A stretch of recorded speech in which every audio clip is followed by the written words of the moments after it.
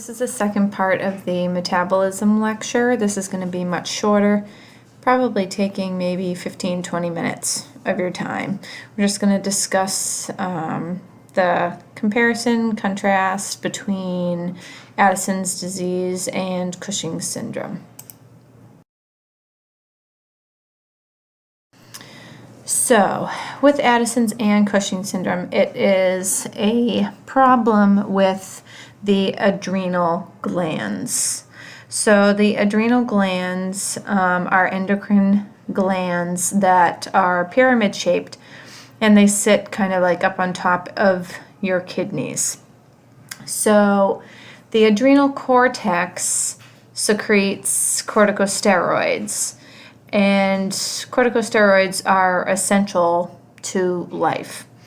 So in Addison's disease, there is adrenal insufficiency, meaning that the adrenal glands are not secreting enough of the corticosteroids.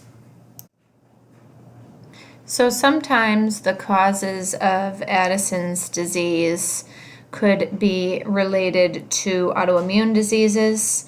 It can also be idiopathic, could be due to atrophy of the adrenal glands from surgical removal of adrenal glands, and also certain diseases can cause the adrenal glands to become insufficient, such as tuberculosis. And the most common cause is related to the use of chronic corticosteroids. So when patients need to be on steroids for prolonged periods of time, it kind of causes the body to forget how to naturally release the corticosteroids into the bloodstream when it is necessary. So remember back when I was talking about the hypothalamus and how the hypothalamus kind of controls the whole system of, release of hormones. The hypothalamus is not going to, sort of get those cues from the adrenal glands that it needs to produce more hormone or more like cortisol and cortisone, because the adrenal glands sort of forget how to give that feedback to the hypothalamus. They sort of lack their ability to produce that stimulation that makes the hypothalamus recognize that it needs to release more hormones to increase the corticosteroids coming from the adrenal glands. So you can see by the picture here of Addison's disease that these are sort of the clinical manifestations that come along with it. Oftentimes these patients will have a hyperpigmentation of the skin, or eternal tan is what is referred to. Changes in the distribution of body hair, also GI disturbances. They may have some anorexia. They become weak and fatigued. Also have hypoglycemia, postural hypotension, some tachycardia, a risk for dysrhythmias, weight loss over time, and they also are at risk for electrolyte imbalances as well. So they can have a low sodium level and a high potassium level. So you can see over here in the nursing care for these patients, you want to maintain their fluid and electrolyte balance, encourage their fluid intake, high protein and carb diet. These patients are actually going to have an added salt diet, so you don't often hear of that. We always talk about no added salt, but in Addison's disease, they have low sodium levels, so we want them to have salt in their diet. We also want them to have low potassium in their diet because of how they're at risk for high potassium levels.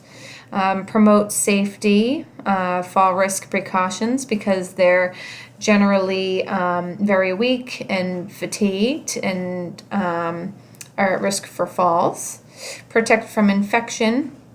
So these patients don't really respond to infection very well, so they may have delayed wound healing. And another thing that's important to monitor for is something called Addisonian crisis. So patients might be at risk for Addisonian crisis in times of physical stress on their bodies, even psychological stress, inadequate steroid replacement.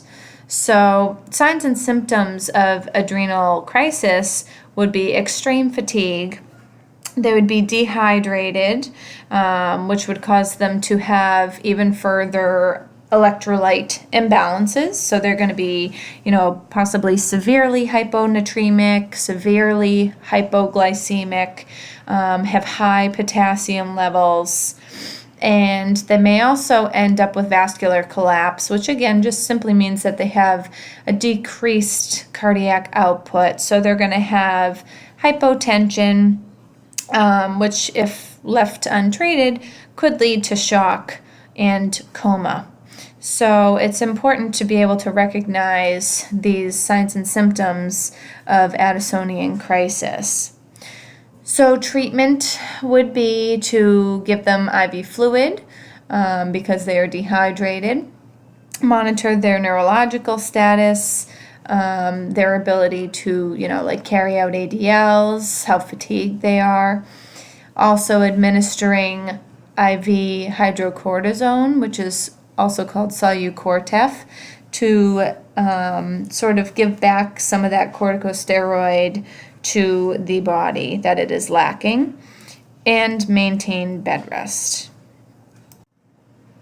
And patients with Addison's disease are usually recommended to wear medic alert bracelets, just so that people will be aware, if anything ever happens to them or they're found unwell, that someone will be aware that they have this adrenal insufficiency. All right, you can see the medications there. Again, the corticosteroid replacement, mineral corticoids replacement. So that's like your hydrocortisone or Solu-Cortef, and your flutocortisone or Florinef, the other name for that. Okay, you don't have to know all the details of these medications, but you should know that they are used to treat adrenal insufficiency. So basically everything on this slide here is sort of your important need to know information. So this is a hypersecretion of the adrenal hormones. So these patients have higher amounts of cortisone and cortisol circulating in their body.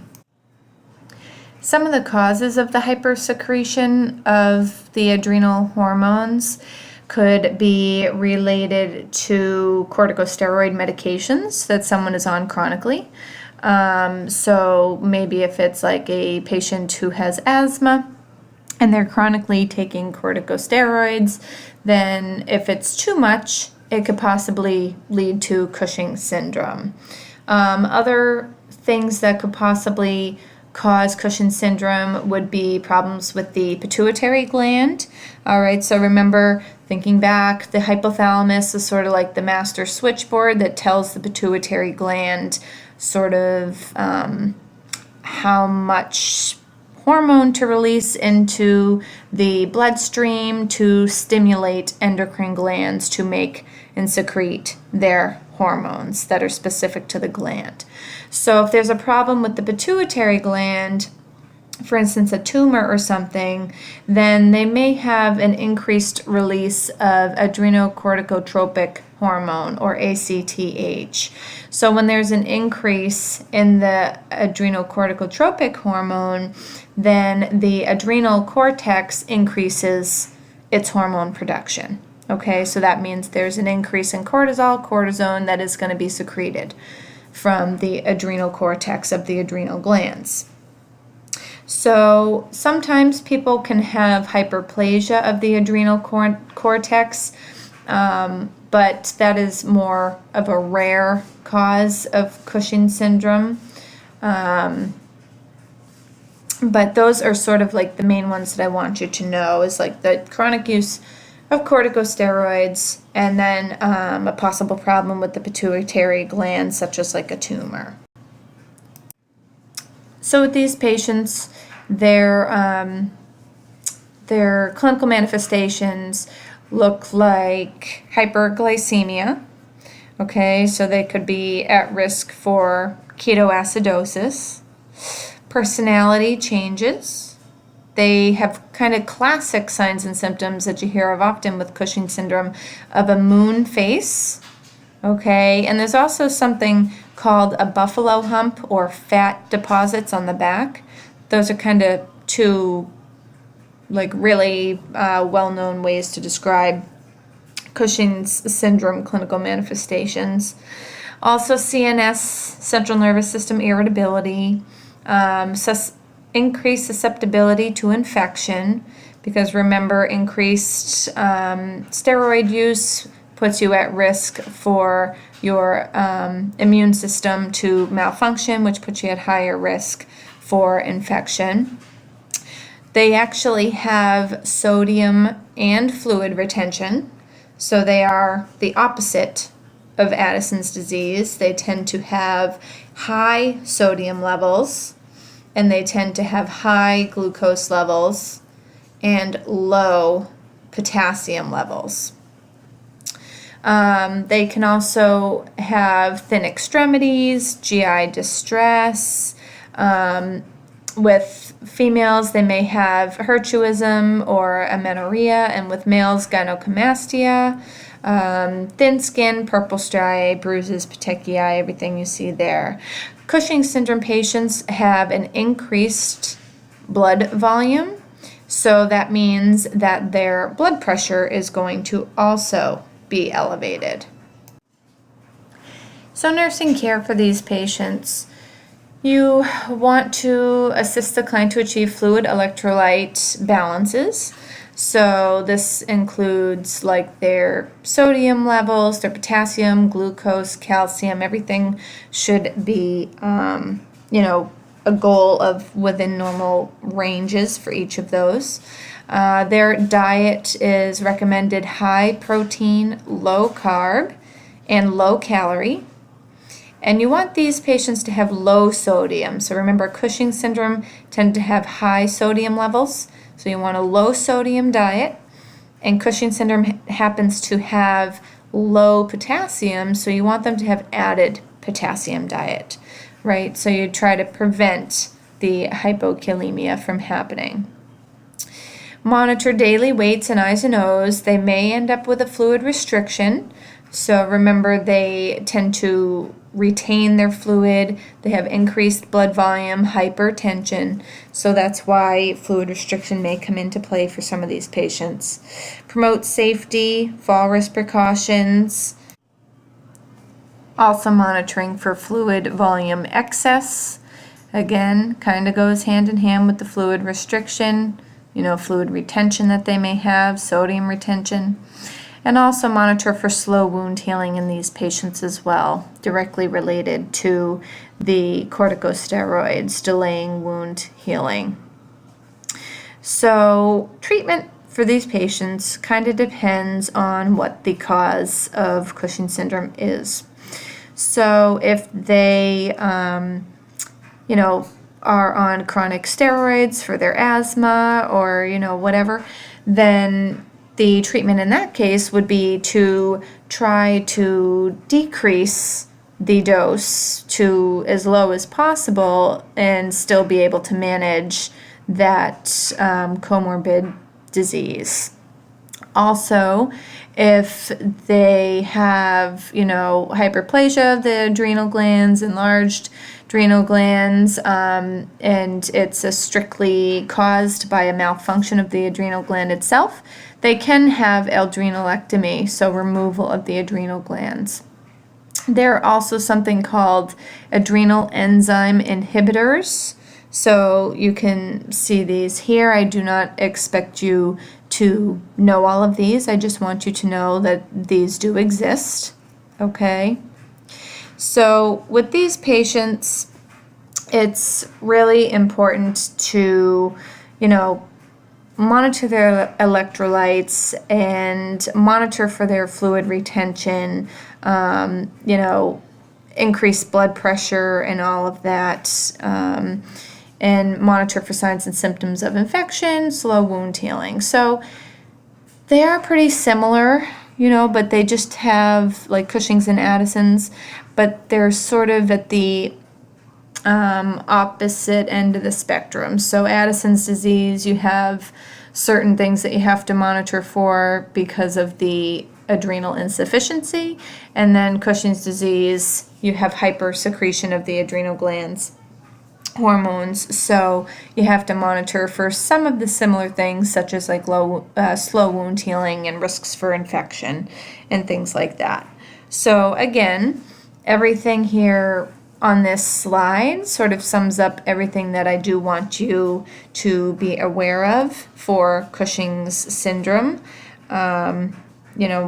Noticing the difference in clinical manifestations and nursing care for these patients is considered important. Okay, so if you have any questions, let me know. But again, we'll be going over this in class anyways. So hopefully this will be helpful to have it here as well. All right, thanks.